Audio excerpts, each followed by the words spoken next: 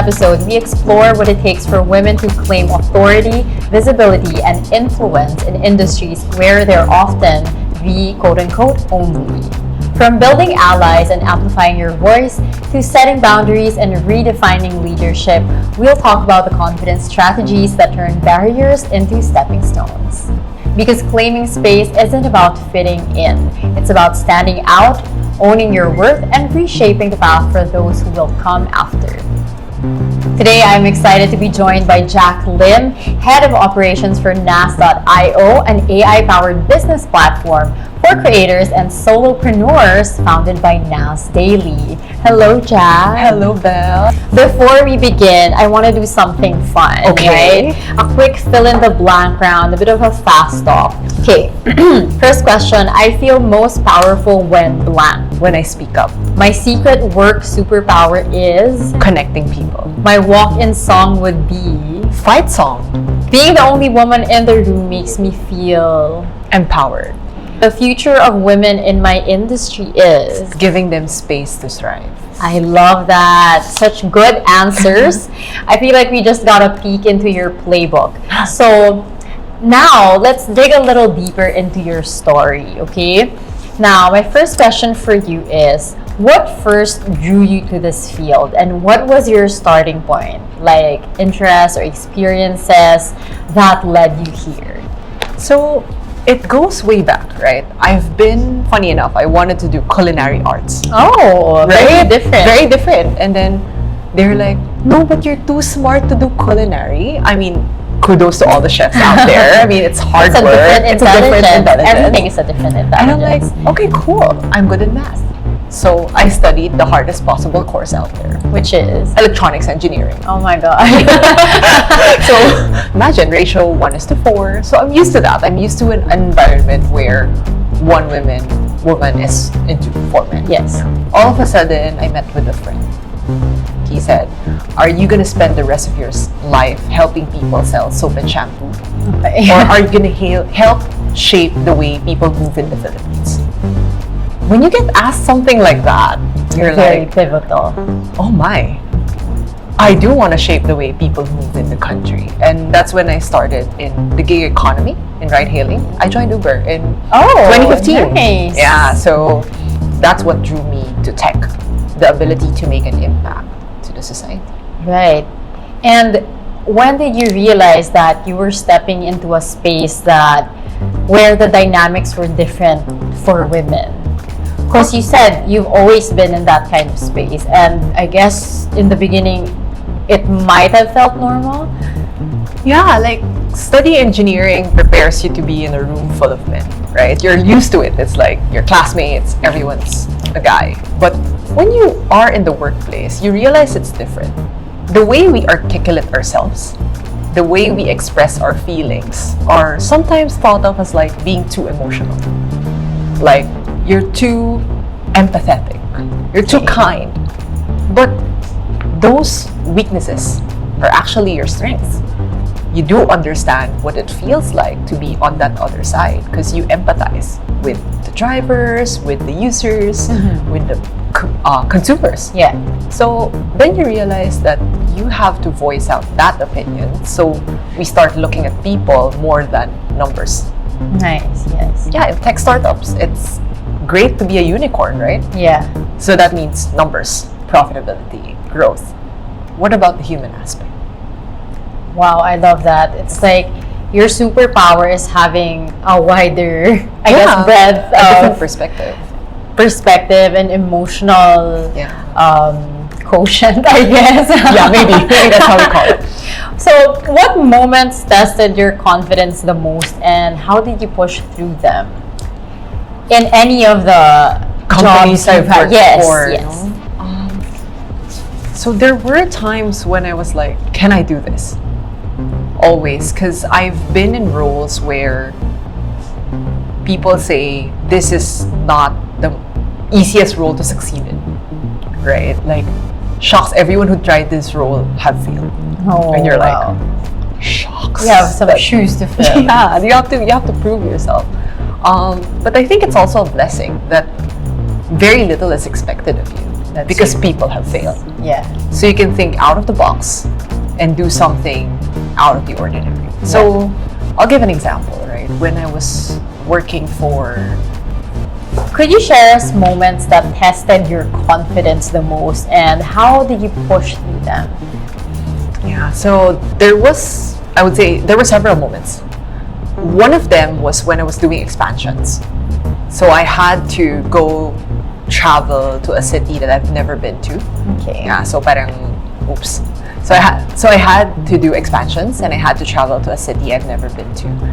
Part of the job is to understand the market, like without people knowing that you're doing research, because it's a launch experiment. So flying alone, figuring out what to do, looking at who to meet, it feels impossible in the beginning, especially when you're somehow somewhat a bit afraid of your safety. The best thing I can do in that moment was to prepare.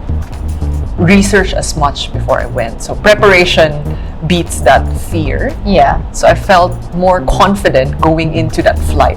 Speaking of paving the way, though, and speaking of doing things that you weren't even sure you could do, were there ever times that you felt like you had to prove your authority, your talent, your skill?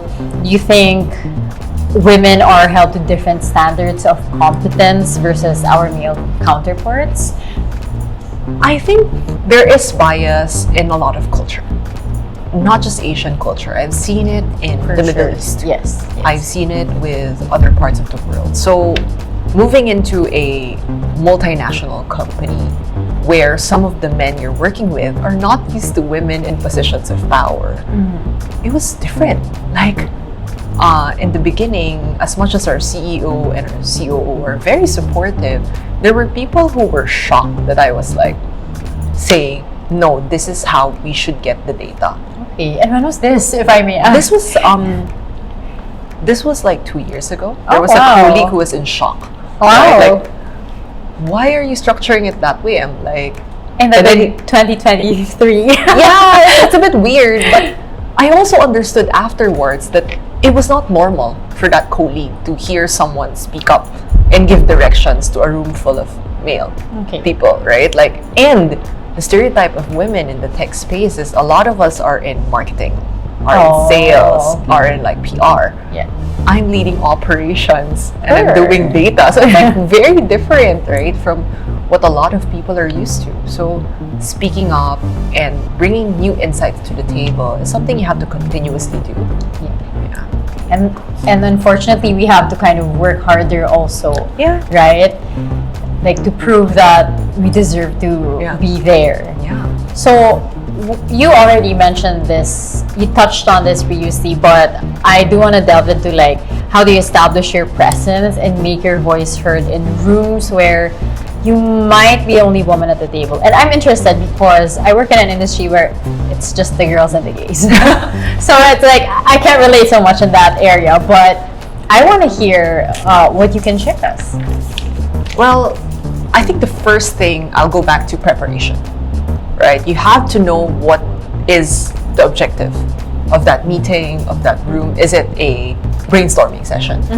Is it a decision making? So coming in prepared gives you that edge because we prepare more than men. Let's be honest. Like from getting ready, right, to plan A, B, C, D, E, right, until Z, right? Until Like, Z. we do that.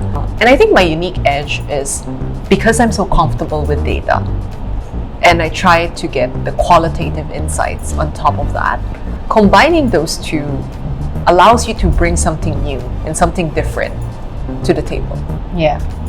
And it's like hard facts and hard data, and it's nothing you can't refute. Yeah. That's really cool. So how do you deal with subtle or not so subtle biases without letting them shake your confidence? When people say something, because we care so much about what we do, your confidence will be shaken. But the thing is, you have to take a step back and reclaim your voice and go back to doing things at your own terms. Now, in relation to what you said earlier, because we are here for Love Bonito, you mentioned preparation, and I agree.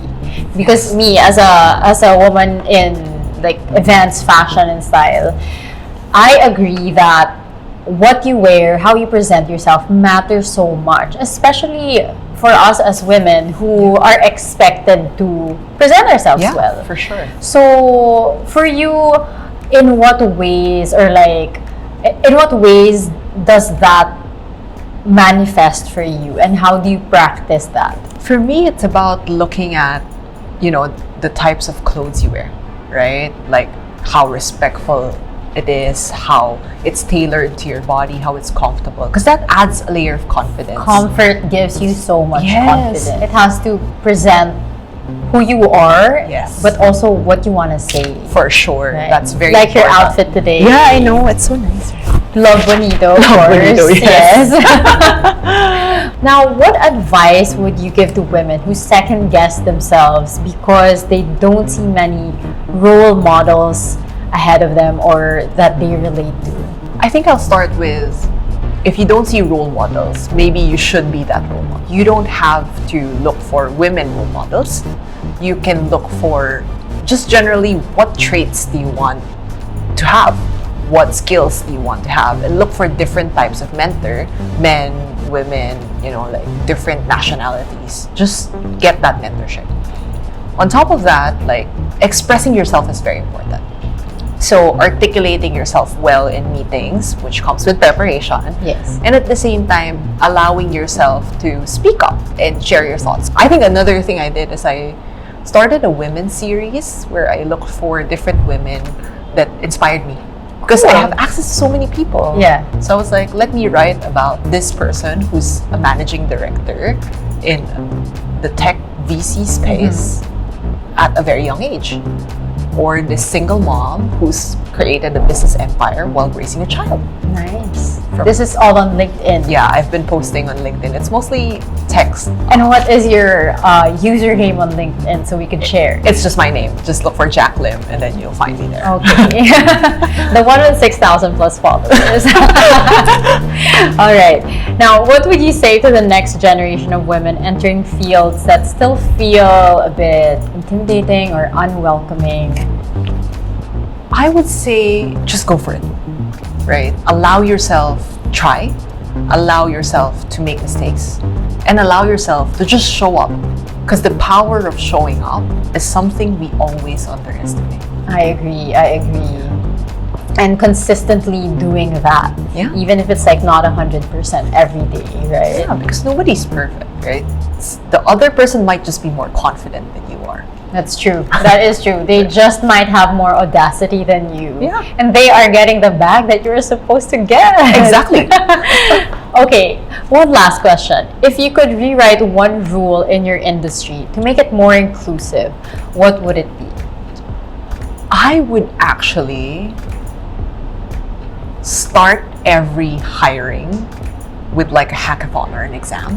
No CVs. Oh, wow. A hackathon? A hackathon, an exam, a case study, right? Okay. Imagine if you don't know who's submitting the work. Right. You don't know if it's a man, a woman. It's just the work It's just speaking the it work. for itself. That removes all biases. Because that allows the true work, the true beauty of like what you're trying to showcase to shine. Like race, age, gender is something that's an unconscious bias that Yes. we have to acknowledge exists in the Yes. industry. I love that.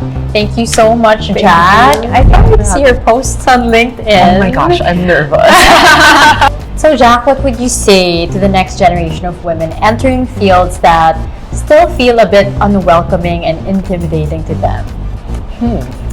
So my message for the women out there is to show up, right? The person beside you may be as skilled, but they're just more confident than you. If you show up, if you're not afraid to try, not afraid to make mistakes, you'll get there. Also, don't fuzz over, I don't have a role model in my industry. Maybe you are the role model that everyone else needs, right? Empower people, show up, and just do what you do best, right? Let your skills speak for itself. Good luck.